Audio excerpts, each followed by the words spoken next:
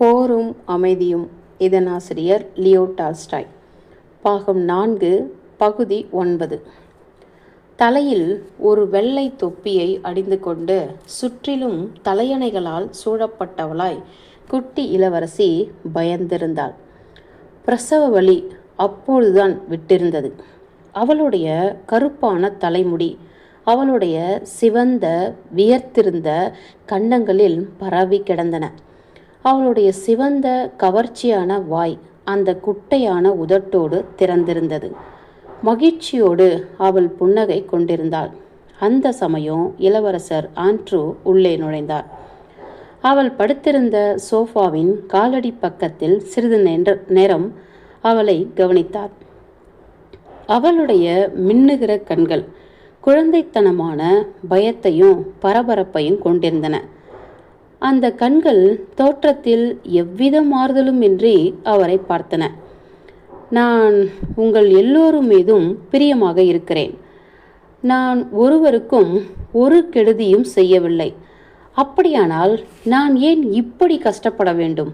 எனக்கு உதவி செய்யுங்கள் என்று சொல்வதைப் போல அவள் பார்வை இருந்தது. அவள் தனது கணவரை பார்த்தாள். ஆனால் இப்பொழுது அவர் அங்கு வந்து அவள் முன்னால் நின்றதின் முக்கியத்துவத்தை அவள் உணரவில்லை. சோஃபாவை சுற்றி இளவரசர் ஆண்ட்ரூ அவளிடம் போய் அவள் நெற்றியை முத்தமிட்டார். எனது பொக்கிஷமே என்று அழைத்தார். அந்த வார்த்தையை இதற்கு முன் அவளை பார்த்து அவர் சொல்லியதே இல்லை. கடவுள் கருணை உள்ளவர். குழந்தைத்தனமான கோபத்தோடும் கேள்விக்குறியோடும் அவள் அவரை பார்த்தாள். உங்களிடமிருந்து நான் உதவியை எதிர்பார்த்தேன், ஆனால் எனக்கு ஒன்றும் கிடைக்கவில்லை என்று அவளுடைய கண்கள் கூறின. அவர் வந்ததைக் கண்டு அவள் ஆச்சரியப்படவில்லை. அவர் வந்திருக்கிறார் என்பதை கூட அவளால் புரிந்து கொள்ள முடியவில்லை. அவருடைய வருகைக்கும் அவளுடைய கஷ்டங்களுக்கோ அல்லது அவற்றின் பரிகாரங்களுக்கோ எவ்வித சம்பந்தமும் இல்லை. பிரசவ வலி மீண்டும் ஆரம்பித்தது. மேரி பாக்டாவ்னா இளவரசர் ஆண்ட்ரூவை பார்த்து அறையை விட்டு வெளியே போகும்படி கூறினார். டாக்டர் உள்ளே வந்தார். இளவரசர் ஆண்ட்ரூ அறையை விட்டு வெளியேறி இளவரசி மேரியிடம் போனார். மிகுந்த தனிந்த குரல்களில் அவர்கள் பேச ஆரம்பித்தார்கள். அவர்களுடைய பேச்சு ஒவ்வொரு வினாடியும் தடைப்பட்டு நடந்து கொண்டிருந்தது. அவர்கள் கவனமாக கேட்டுக்கொண்டும் காத்துக்கொண்டும் இருந்தார்கள். போய் வாரும் என்று இளவரசி மேரி சொன்னாள். மீண்டும் இளவரசர் ஆண்ட்ரூ தமது மனைவியிடம் சென்று அவளுடைய அறைக்கு அடுத்த அறையில் காத்து கொண்டிருந்தார்.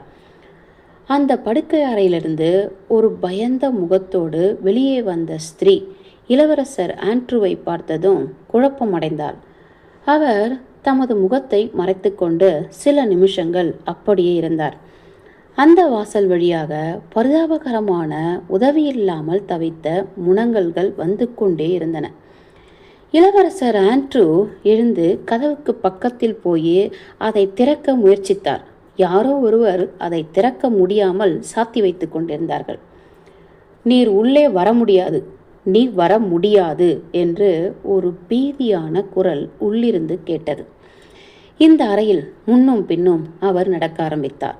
உள்ளே கேட்டிருந்த கூச்சல் நின்றது. சில வினாடிகள் கழிந்தன. திடீரென்று ஒரு பயங்கரமான கூச்சல் கேட்டது. அது அவளுடைய குரலாய் இருக்க முடியாது. ஏனென்றால் அவள் அம்மாதிரி கூச்சல் போட முடியாது. இளவரசர் ஆண்ட்ரூ கதவின் பக்கம் மீண்டும் ஓடினார். அந்த கூச்சல் நின்றது.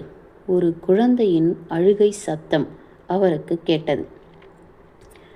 அவர்கள் எதற்காக அங்கே ஒரு குழந்தையை கொண்டு போக வேண்டும் என்று முதல் வினாடியில் இளவரசர் ஆண்ட்ரூ நினைத்தார். ஒரு குழந்தை? என்ன குழந்தை? அங்கே எதற்காக ஒரு குழந்தை இருக்க வேண்டும்? அல்லது அந்த குழந்தை இப்பொழுது பிறந்ததா? உடனே அந்த அழுகையின் மகிழ்ச்சியான முக்கியத்துவத்தை அவர் உணர்ந்து கொண்டார். கண்ணீர் அவருடைய தொண்டையை நெருக்கியது. அந்த ஜன்னலில் முழங்கையை ஊன்றி ஒரு குழந்தை போல தேம்பி தேம்பி அழ ஆரம்பித்தார். கதவு திறந்தது. தமது கைச்சட்டையை மேலே மடக்கி கொண்டு கோட்டு எதுவும் இல்லாமல் உதறிக்கொண்டிருந்த நாடியோடு வெளியேறியவராய் டாக்டர் வெளியே வந்தார். இளவரசர் ஆண்ட்ரூ அவரை பார்த்தார். டாக்டர் ஒரு குழப்பமான பார்வையோடு அவரை பார்த்துவிட்டு ஒரு வார்த்தையும் பேசாமல் போய்விட்டார். ஒரு ஸ்திரீ வெளியே ஓடி வந்தாள். இளவரசர் ஆண்ட்ரூவை பார்த்ததும் அங்கே நின்று தயங்கிக் கொண்டிருந்தாள். தமது மனைவியின் அறைக்குள் அவர் போனார். 5 நிமிஷங்களுக்கு முன்னால் அவள் எம்மாதிரி படுத்திருந்தாளோ அந்த நிலைமையில் அவள் படுத்திருந்தாள். ஆனால் இறந்து போனாள். அவளுடைய கன்னங்கள் வெளிரி போயிருந்தாலும் அவளுடைய தோற்றம் மட்டும் அவளுடைய குழந்தைத்தனமான மனோகரமான முகத்தில் பழைய தோற்றம் மாதிரியே இருந்தது. உங்கள் எல்லோரும் மீதும் எனக்கு பிரியம் உண்டு. நான் ஒருவருக்கும் எவ்வித கெடுதியும் செய்யவில்லை. எனக்கு நீங்கள் என்ன செய்து விட்டீர்கள் என்று அவளுடைய மனோகரமான பரிதாபகரமான உயிர் போன முகம் சொல்லியது. அந்த அறையின் ஒரு மூலையில் மேரி பாக்டானாவின் நடுங்கிய வெள்ளை கைகளில் ஏதோ ஒரு சிகப்பான சிறிய உருவம் கூச்சல் போட்டது. 2 மணி நேரத்துக்கு பின்னால் இளவரசர் ஆண்ட்ரூ மெதுவாக தமது தந்தையின் அறைக்கு போனார். எல்லா விஷயங்களையும் அந்த வயோதிகர் முன்பே அறிந்திருந்தார். கதவிற்கு பக்கத்தில் அவர் நின்று கொண்டிருந்தார். ஆகவே கதவை திறந்ததும் அவருடைய முரடான வயோதிக கைகள் இடுக்கியைப் போல தமது குமாரனின் கழுத்தை பிடித்தன. அவர் ஒரு வார்த்தை கூட பேசாமல் ஒரு குழந்தையைப் போல தேம்பி தேம்பி அழ ஆரம்பித்தார். 3 நாட்களுக்கு பின்னால் குட்டி இளவரசி புதைக்கப்பட்டார். சவப்பெட்டி வைக்கப்பட்டிருந்த இடத்திற்கு இளவரசர் ஆண்ட்ரூ படிக்கட்டுகள் வழியாக ஏறி போய் தமது கடைசி வழியனுப்பு முத்தத்தை கொடுக்க விரும்பினார். அங்கே அதே முகத்தோற்றத்தோடு, ஆனால் மூடிய கண்களோடு அந்த பெட்டியில் அவள் உருவத்தை அவர் பார்த்தார். நீங்கள் என்ன எனக்கு செய்துவிட்டீர்கள் என்று அந்த முகம் சொல்லுவதைப் போல இருந்தது. தமது உள்ளத்தில் ஏதோ ஒன்று உடைந்து போனதாக இளவரசர் ஆண்ட்ரூ உணர்ந்தார். ஏதோ ஒரு பாவத்தை செய்துவிட்டதாகவும் அதற்கு பரிகாரம் செய்யவோ அதை மறக்கவோ முடியாது என்றும் அவர் நினைத்தார். ஆனால் அவரால் அழ முடியவில்லை. அவளுடைய மார்பில் ஒன்றின் மேல் ஒன்றாக வைக்கப்பட்டிருந்த மறுத்து போன அந்த கைகளை வயோதிகர் வந்து முத்தமிட்டார். அவளுடைய முகம் அவரை பார்த்ததும் எனக்கு என்ன செய்துவிட்டீர்கள், ஏன் என்று கேட்பதைப் போல தோன்றியது. அந்த பார்வையை பார்த்ததும் கோபத்தோடு வயோதிகர் திரும்பிக் கொண்டார். 5 தினங்கள் கழிந்தன. இளவரசர் நிக்காலஸ் ஆண்ட்ரிவிச் என்று அந்த குழந்தைக்கு ஞானஸ்தானம் செய்து வைக்கப்பட்டது. அதை மூடியிருந்த துணியை எடுத்து அதற்கு பால் கொடுத்து வந்த தாதி தனது நாடியின் கீழ் வைத்துக்கொள்ள அந்த குழந்தையின் சிறிய சிவந்த சுருக்கம் விழுந்த கால்களிலும் கைகளிலும் ஒரு வாத்து இறகினால் பாதிரியார் எண்ணெயை தடவினார். அந்த குழந்தையின் தாத்தாவே அதற்கு ஞானப்பிதாவானார். குழந்தையை கீழே போட்டு விடுவோமோ என்று பயந்து நடுங்கிக் கொண்டு அந்த குழந்தையை தூக்கி அங்கே இருந்த புனித தண்ணீர் பாத்திரத்தை சுற்றி வந்து அதனுடைய ஞான மாதாவான இளவரசி மேரியிடம் கொடுத்தார். அடுத்த அறையிலிருந்து இளவரசர் ஆண்ட்ரூ தமது குழந்தையை எங்கே அந்த தண்ணீரில் போட்டு மூழ்கடித்து விடுவார்களோ என்ற பயத்தோடு அந்த சடங்கு முடிவதற்காக காத்து கொண்டிருந்தார். தம்மிடம் அந்த தாதி குழந்தையை கொண்டு வந்த போது மகிழ்ச்சியோடு அதை நோக்கினார். குழந்தையின் முடியோடு கலந்த மெழுகு அந்த புனித தண்ணீரில் மிதந்ததே தவிர முழுகவில்லை என்று தாதி சொல்லிய போது மகிழ்ச்சியோடு இளவரசர் தலையை ஆட்டினார். ரஷ்யாவில் ஞானஸ்நான சடங்கின் போது குழந்தையின் முடியை கொஞ்சம் பாதிரி வெட்டி மெழுகுவத்திலிருந்து கொஞ்சம் மெழுகை எடுத்து இரண்டையும் சேர்த்து தண்ணீரில் விடுவார்கள். அந்த மெழுகு அந்த புனிதமான தண்ணீரில் கீழே அமுங்கினால் அதை துர்தஷ்டம் என்று கருதுவார்கள். பகுதி 9 முடிந்தது. போரும் அமைதியும். இதன் ஆசிரியர் லியோ டால்ஸ்டாய். பாகம் 4 பகுதி 10. பேஜுகாவுடன் டோலோகாவ் செய்த டூயல் சண்டையில் ராஸ்டோவ் கலந்து கொண்ட விவரத்தை வெளியே தெரிய விடாமல் வயோதிக இளவரசர் மறைத்துவிட்டார். வெளியே தெரிந்திருந்தால் ராஸ்டோவ் தமது பதவியிலிருந்து இறக்கப்படுவார். ஆனால் பகிங்கரமாகாமல் தடுத்துவிட்டபடியால் மாஸ்கோவின் கவர்னர் ஜெனரலுக்கு அவர் ஒரு உதவியாளராக நியமிக்கப்பட்டார். அதன் பலனாக தமது குடும்பத்தோடு கிராமத்திற்கு போக அவரால் முடியவில்லை. வசந்த காலம் முழுவதிலும் தமது புதிய வேலைகளை கவனிப்பதற்காக அவர் மாஸ்கோவிலேயே தங்கினார். டோலோகாவ் குணமடைந்தார். அவர் தேறி வந்த காலத்தில் அவரும் ராஸ்டோவும் மிகுந்த நண்பர்கள் ஆனார்கள். டோலோகாவ் தமது தாயார் வீட்டில் நோயாளியாய் படுத்திருந்தார்.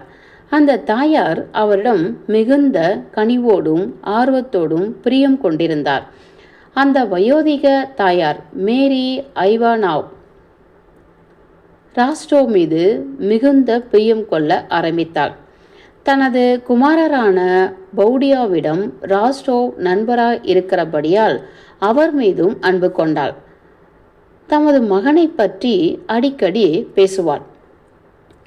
ஆமாம் கோமகனே, இந்த தற்கால கேடுகெட்ட உலகத்தில் அவன் மிகுந்த கண்ணியமான பரிசுத்தமான உள்ளம் கொண்டவன் என்று அவள் சொல்லுவதுண்டு. நேர்மையை இப்பொழுது யாரும் விரும்புவதே இல்லை. ஒவ்வொருவருக்கும் அது விரும்பத்தகாததாக இருக்கின்றது. இப்பொழுது எனக்கு சொல்லும் கோமகனே, அந்த பேஜிகாவ் செய்தது நியாயமா அல்லது கௌரவமா?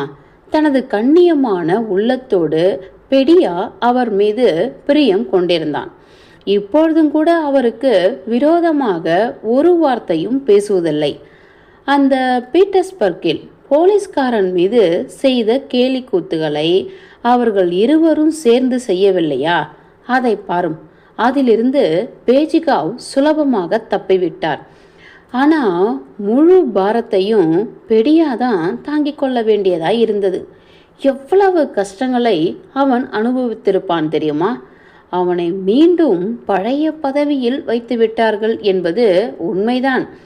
அப்படி வைக்காமல் இருக்க அவர்களால் எப்படி முடியும்? அவனை போன்ற வீரர்களான இந்த நாட்டின் புத்திரர்கள் அதிகம் பேர் இருக்க மாட்டார்கள். மேலும் இப்பொழுது பாரும் இந்த டூயல் சண்டையை. இந்த ஆட்களுக்கு உணர்ச்சியோ அல்லது கௌரவமோ கிடையாதா?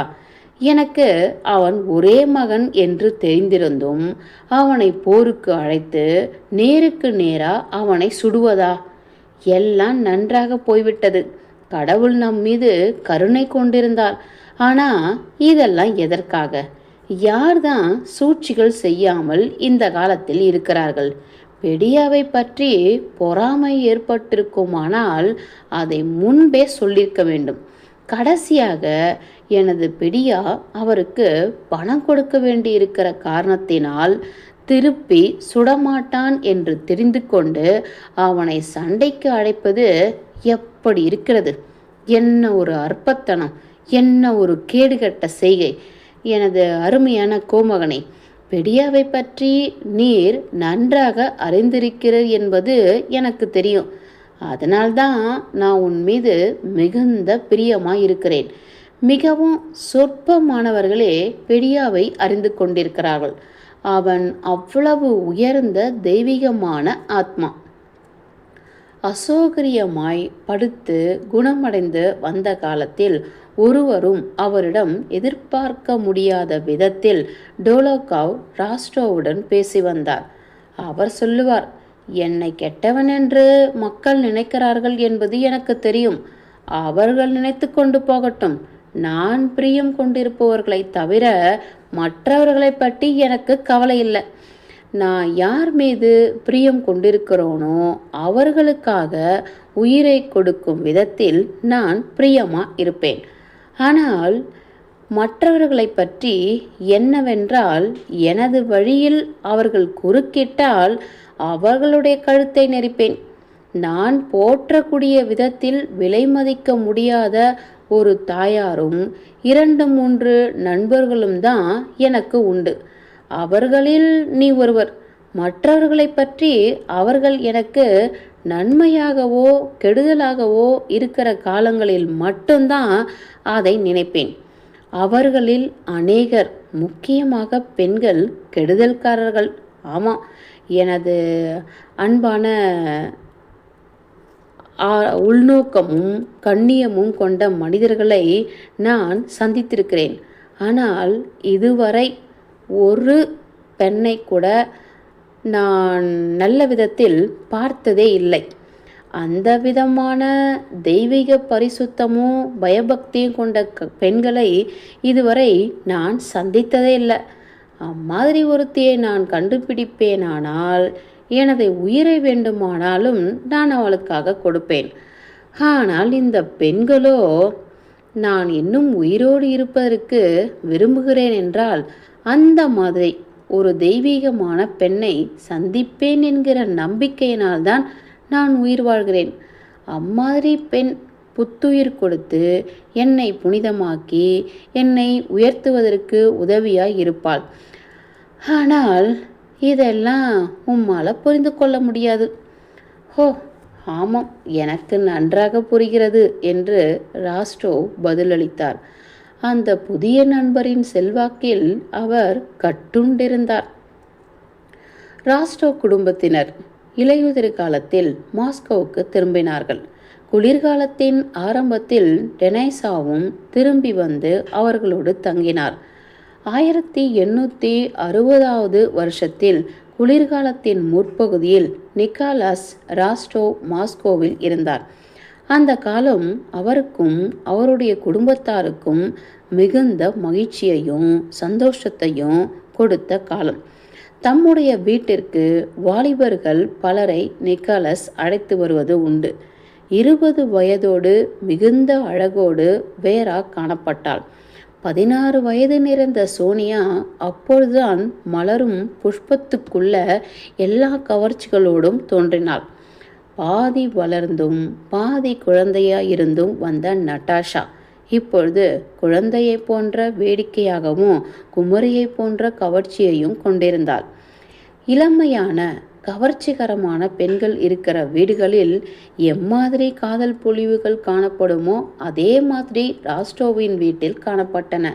அந்த சிறிய அழகிய முகங்களை பார்க்கிற ஒவ்வொருவரும் அந்த சிறிய அழகியல் வளைத்து வளைத்து சுற்றி வருவதை காண்பதும், திடீரென்று பாட்டுகளும் சங்கீதங்களும் ஒலிப்பதை கேட்பவர்களும் அந்த சிறு பெண்களின் பொருத்தமில்லாத ஆனால் நட்போடு கூடிய கேலி பேச்சுகளை கேட்பவர்களுக்கும் மிகுந்த கவர்ச்சி கொண்டார்கள். ராஸ்டோவ் குடும்பத்தில் உள்ள வாலிப மக்களோடு தாங்களும் மகிழ்ச்சியை எதிர்பார்த்து காதலில் அமிழ்வதற்காக தயாராக இருந்தார்கள். தாம் அழைத்து வந்து அறிமுகப்படுத்தி வைத்த வாலிபர்களில் டோலோகாவ் தான் முதலாவது. அவரை நட்டாஷாவை தவிர வீட்டில் உள்ள ஒவ்வொருவரும் விரும்பினார்கள். அவரை பற்றி அவள் தம்முடைய சகோதரருடன் சண்டை கூட போட்டுக்கொண்டாள்.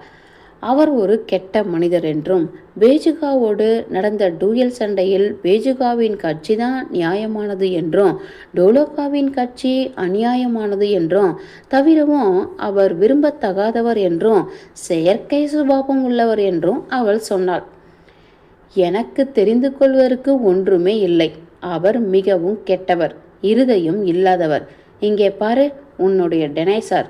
அவர் ஒரு குடிகாரராகவும் ரொம்ப கெட்டவராகவும் இருந்தாலும் எனக்கு அவர் மீது பிரியம் உண்டு.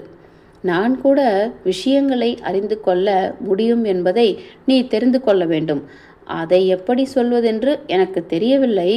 இது ஒன்றுதான் அவருக்கு முக்கியமானது. இதை வைத்து கொண்டே மற்றவர்களை அவர் கணக்கு போடுகிறார். அது எனக்கு பிடிக்கவில்லை. ஆனால் டெனைசா, ஹோ, டெனைசாவ் முற்றிலும் மாறுபட்டவர் என்று நிக்கோலாஸ் பதில் சொன்னார். டோலோகாவோடு ஒப்பிடும்போது டெனைசாவ் ஒரு பொருட்டாகவே மதிக்க முடியாது என்று அவர் கூறுவது போல இருந்தது. டோலோகாவிடம் எப்பேற்பட்ட உயர்ந்த உள்ளம் இருக்கிறது என்பதை நீ அறிய வேண்டும். அவர் அவருடைய தாயாருடன் இருக்கும்போது நீ பார்க்க வேண்டும். எப்பேற்பட்ட இருதயம்! நல்லது, அதை பற்றி எனக்கு ஒன்றும் தெரியாது. ஆனால் அவரோடு இருக்கும்போது என் மனம் சஞ்சலமடைகிறது. அவர் சோனியாவிடம் காதல் கொண்டிருக்கிறார் என்பது உனக்கு தெரியுமா? என்ன அசட்டு பேச்சு இது! எனக்கு நிச்சயமாக தெரியும், நீ பார்க்க தான் போகிறாய் பார். நட்டாஷா சொல்லிய ஜோசியம் பலித்தது. உயர் வட்டார சீமாட்டிகளை பற்றி வழக்கமாக டோலோகாவ் லட்சியம் செய்வது இல்லை என்றாலும் டோலோகாவ் அடிக்கடி அந்த வீட்டிற்கு வந்து கொண்டிருந்தார். எதற்காக அவர் வந்து கொண்டிருக்கிறார் என்ற விஷயம் அதை பற்றி எவரிடமும் பேசாமல் இருந்தாலும் கூட சீக்கிரமாகவே முடிவாகிவிட்டது. சோனியாவிற்காகவே தான் அவர் வந்தார். சோனியாவும் அதை அறிவாள். ஆனால் அதை சொல்வதற்கு அவளுக்கு துணிவில்லை. ஆகவே அவரை பார்த்த போதெல்லாம் அவள் நாணி முகம் சிவப்பாள். அடிக்கடி ராஸ்டோ வீட்டில் டோலோகாவ் டின்னர் சாப்பிடுவது உண்டு. இருவரும் சேர்ந்தார் போல ஒரு கச்சேரியை கூட பார்க்காமல் இருந்ததில்லை. ஹயாக்கேல் நடத்தி வந்த வாலிப மக்களுக்கான நடன கச்சேரிகளுக்கு ராஸ்டோ குடும்பத்தார்கள் எப்பொழுதும் போவதுண்டு. சோனியா மீது டோலோகாவ் மிகுந்த கவனத்தை காட்டி வந்தார். அவர் அவளை பார்க்கிற பார்வையை அவள் காணும்போது அவளால் முகம் சிவக்காமல் இருக்க முடிந்ததில்லை. அந்த பார்வையை கண்டு வயோதிக கோமகளும் நட்டாஷாவும் கூட நாணி முகம் சிவப்பது உண்டு. அந்த அழுத்தமான நிறங்கொண்ட மனோகரமான பெண்ணினுடைய தடுக்க முடியாத வலையில் அந்த அதிசயமான பலமான மனிதர் விழுந்து விட்டார் என்பது தெளிவாக தெரிந்தது. ஆனால் அவள் மற்றொருவரை காதலித்தாள். சோனியாவுடன் டோலோகாவ் கொண்டிருந்த உறவுகளில் ஒரு புதிய விஷயத்தை ராஸ்டோ கவனித்தார். ஆனால் அந்த புதிய உறவுகள் என்ன என்பதை அவர் தாமே நன்றாக புரிந்து கொள்ளவில்லை. அவர்கள் எப்பொழுதுமே யாருடனாவது காதல் கொண்டே இருக்கிறார்கள் என்று சோனியாவை பற்றியும் நட்டாஷாவை பற்றியும் அவர் நினைத்தார். ஆனால் முன்பெல்லாம் போல சோனியாவுடனும் டோலோகாவுடனும் அவ்வளவு கலகலப்பாக அவர் நடந்து கொள்ளவில்லை. அவர் வீட்டில் தங்குவதும் வர வர குறைந்தது. 1806 வருஷத்தில் இலையுதிர் காலத்தின் நெப்போலியனுடன் நடக்கிற யுத்தத்தை பற்றி மீண்டும் பேச்சுகள் ஆரம்பமாகின. சென்ற வருஷத்தை விட இப்பொழுது இன்னும் அதிகமான வேகத்தோடு எல்லோரும் பேசினார்கள். இராணுவத்திற்கு ஆட்களை சேர்க்கும்படி உத்தரவுகள் பிறப்பிக்கப்பட்டன. ஒழுங்கான இராணுவத்திற்கு மக்கள் தொகையில் 1000 பேருக்கு 10 பேர் வீதமும், ரிசர்வ் படைக்காக 1000 ஜனத்தொகையில் 9 பேர் வீதமும் ஆட்களை திரட்டும்படி உத்தரவிடப்பட்டது. எங்கு பார்த்தாலும் போனோபார்ட்டை திட்டிக் கொண்டே இருந்தார்கள். மாஸ்கோவில் வரப்போகிற யுத்தத்தை தவிர வேறு எதை பற்றியுமே பேச்சு கிடையாது. மாஸ்கோவில் இனி தங்க வேண்டும் என்ற யோசனையை நிக்காலாஸ் கேட்க மாட்டார் என்பதை ராஸ்டோவின் குடும்பத்தார்கள் அறிவார்கள். ஆகையால் இந்த யுத்த முயற்சிகளை கண்டு அவர்கள் பரபரப்படைந்து இருந்தார்கள். கிறிஸ்மஸுக்கு பின்னால் மீண்டும் தமது இராணுவத்தில் போய் சேருவதற்காக டெனேசாவை எதிர்பார்த்து கொண்டு ராஸ்டோ இருந்தார். அவர் சீக்கிரமாக அதை விட்டு புறப்படுவதினால் தமது விளையாட்டுகளை குறைத்து கொள்ளவில்லை. அதனால் தமது இன்பங்களை அதிகரித்து கொள்வதற்கு ஒரு தூண்டுகோலாக தான் இருந்தது. அவர் அநேகமாக வீட்டில் இருப்பதே இல்லை. எப்பொழுதும் விருந்து கச்சேரிகளிலும் மற்ற கச்சேரிகளிலும் நடன கச்சேரிகளிலும் காணப்படுவார்.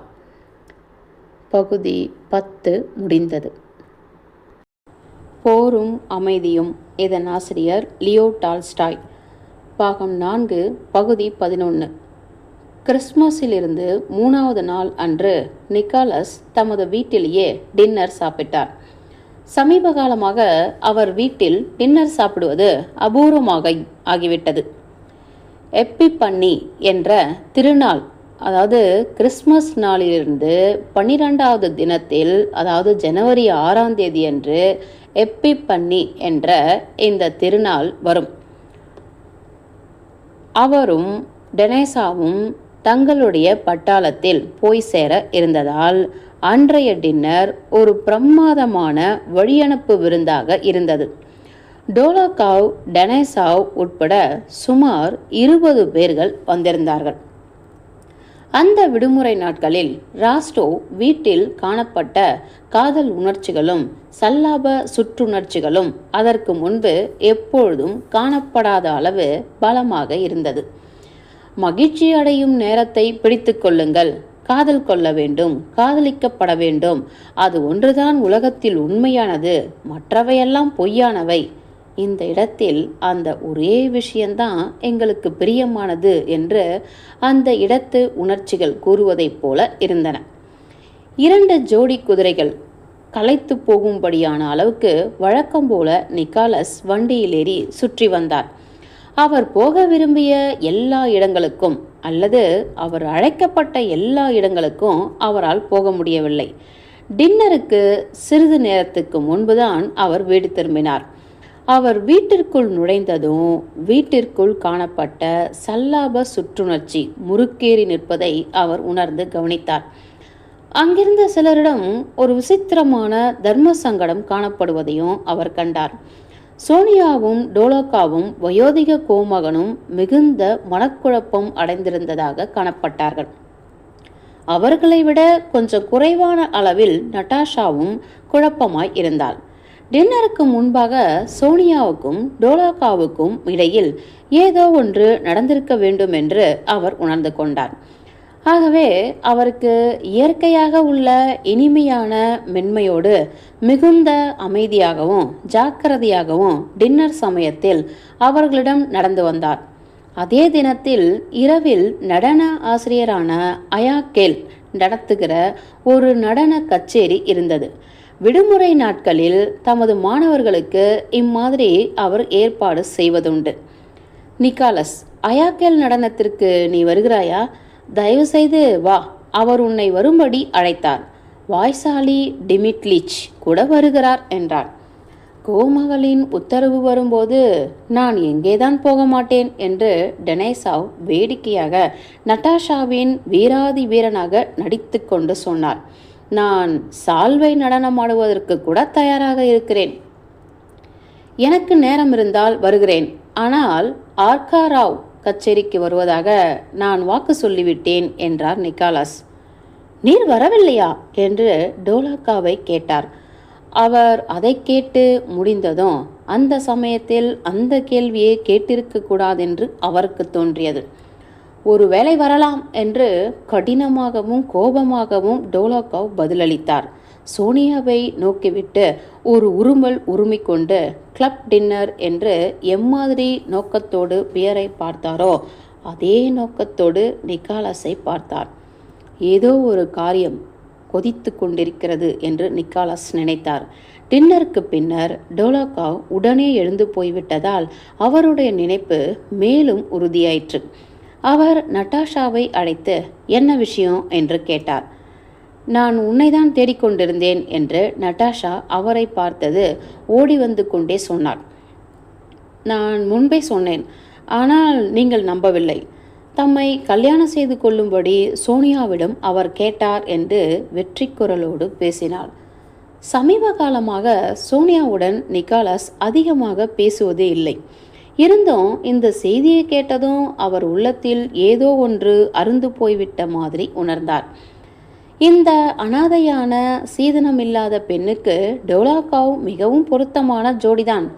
சில விஷயங்களில் ரொம்ப சிலாக்கியமான ஜோடி என்று கூட சொல்லலாம். ஆகவே வயோதிக கோமகளின் அபிப்பிராயப்படியும் உயர் வட்டாரத்தின் அபிப்பிராயப்படியும் தம்மை கல்யாணம் செய்து கொள்ள வேண்டும் என்று டோலாக்காவ் கேட்டபோது அதை சோனியா மறுத்திருக்கவே கூடாது என்று தோன்றியது. ஆகவே அந்த செய்தியை கேட்டதும் நிக்காலஸுக்கு முதலில் சோனியா மீது கோபம் ஏற்பட்டது. அது ரொம்ப விசேஷமானது. அவளுடைய குழந்தைத்தனமான வாக்குறுதிகளை அவள் மறந்துவிட்டு இந்த பேரணையை நிச்சயம் அவள் ஒப்புக்கொள்ள வேண்டும் என்று சொல்வதற்கு அவர் முயற்சித்தார். ஆனால் அவர் அதை சொல்வதற்கு முன்பாக மீண்டும் நட்டாஷா ஆரம்பித்தாள். என்ன வேடிக்கை இது! கண்டிப்பாக அவருடைய பேரணையை ஒப்புக்கொள்ள முடியாது என்று மறுத்துவிட்டாள் என்று சொல்லிவிட்டு சிறிது நேரம் கழித்து தாம் இன்னொருவரை காதலிப்பதாக அவள் அவரிடம் சொன்னாள் என்றாள். ஆமாம், என்னுடைய சோனியா வேறு விதமாக செய்திருக்க முடியாது என்று நிக்காலஸ் நினைத்தார். அம்மா எவ்வளவோ வற்புறுத்தியும் கூட அவள் மறுத்துவிட்டாள். அவள் அம்மாதிரி சொல்லிவிட்ட பின்பு இனி மாறவே மாட்டாள் என்பது எனக்கு தெரியும். அம்மா வற்புறுத்தினாளா என்று நிக்காலஸ் கண்டிப்பது போல கேட்டார். ஆமாம், உனக்கு தெரியுமா நிக்காலஸ், கோபம் கொள்ளாதே. நீ அவளை திருமணம் செய்ய மாட்டாய் என்பது எனக்கு தெரியும். எப்படி என்பதை கடவுளே அறிவார். ஆனால் நீ அவளை கல்யாணம் செய்து கொள்ளப் போவதில்லை என்பது எனக்கு நிச்சயமாக தெரியும் என்றாள் நட்டாஷா. உனக்கு அதெல்லாம் தெரியாது. நான் அவளிடம் பேச வேண்டும். இந்த சோனியா எப்பேற்பட்ட பொக்கிஷம் என்று உன் புன்சிரிப்போடு நிக்காலஸ் சொன்னார். அவள் ஒரு பொக்கிஷம் என்பது நிச்சயம். அவளை உன்னிடம் அனுப்புகிறேன். தனது சகோதரரை முத்தம் விட்டுவிட்டு நட்டாஷா அங்கிருந்து ஓடினாள். ஒரு நிமிஷத்திற்கு பிறகு பயமும் குற்றமும் பீதியும் நிறைந்த பார்வையோடு சோனியா அங்கே வந்தாள். அவளுடைய கையை முத்தமிடுவதற்காக நிக்காலஸ் எழுந்து சென்றார். அவர் திரும்பிய பிறகு அவர்கள் தனியாக அவர்களுடைய காதலை பற்றி பேசுவது இதுதான் முதல் தடவை. முதலில் மிகுந்த தயக்கத்தோடும் சோஃபி என்று அவர் ஆரம்பித்து வர வர தைரியம் கொண்டு பேசினார். ஒரு சிலாக்கியமான, கண்ணியமான, மிகுந்த புத்திசாலியான, பொருத்தமான வாலிபரை நீ திருமணம் செய்து கொள்ள முடியாதென்று மறுப்பதாயிருந்தால் அவர் என்னுடைய நண்பர். சோனியா அவரை இடைமறித்தாள். நான் முடியாதென்று ஏற்கனவே சொல்லிவிட்டேன் என்று அவள் அவசரமாக பதிலளித்தாள். எனக்காக நீ முடியாதென்று சொல்வதாயிருந்தால் சோனியா மீண்டும் இடைமறித்தாள். அவரை பரிதாபமாகவும் பீதியோடும் நோக்கினாள். நிக்கலஸ், அதை நீ எனக்கு சொல்ல வேண்டாம் என்றாள். இல்லை, நான் சொல்லிதான் ஆக வேண்டும். நான் அப்படி சொல்லுவது அகம்பாவமாய் இருக்கலாம் என்றாலும் அம்மாதிரி சொல்லி விடுவதுதான் நல்லது. எனக்காக நீ அவரை ஒப்புக்கொள்ள முடியாதென்று மறுப்பதாயிருந்தால் முழு உண்மையும் நான் உனக்கு சொல்லியாக வேண்டும். நான் உன்னை காதலிக்கிறேன். வேறு யாரையும் விட அதிகமாக உன்னை காதலிக்கிறேன். அது எனக்கு போதுமானது என்று ஞானி முகம் சிவந்து சோனியா சொன்னாள். இல்லை, நான் இதற்கு முன்பு 1000 தடவைகளில் காதல் கொண்டிருக்கிறேன். இதே மாதிரி இன்னமும் காதல் கொள்ள வாய்ப்பிருக்கலாம். என்றாலும் உன்னிடம் நான் கொண்டுள்ள நட்பைப் போலவோ, நம்பிக்கையைப் போலவோ, அல்லது காதலைப் போலவோ வேறு யாரிடமும் நான் கொள்ளவில்லை. நான் வாலிபனாய் இருக்கிறேன். அம்மாவுக்கு இஷ்டமில்லை. ஒரே வார்த்தையை சொல்வதென்றால் நான் எந்தவித வாக்குறுதியும் உனக்கு கொடுக்க முடியாது.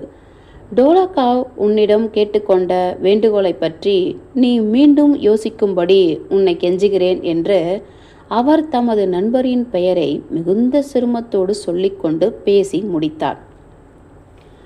அம்மாதிரி நீ என்னிடம் சொல்ல வேண்டாம். எனக்கு எதுவும் தேவையில்லை. ஒரு சகோதரரைப் போல உம்மீது நான் பிரியமாய் இருக்கிறேன். இனியும் எப்பொழுதும் அப்படியே இருப்பேன். அதற்கு மேல் எனக்கு எதுவும் வேண்டியதில்லை. நீ ஒரு தேவதை. நான் உனக்கு தகுதியானவன் அல்ல. உன்னை தவறாக நடக்கும்படிதான் நான் செய்து கொண்டிருக்கிறேன்.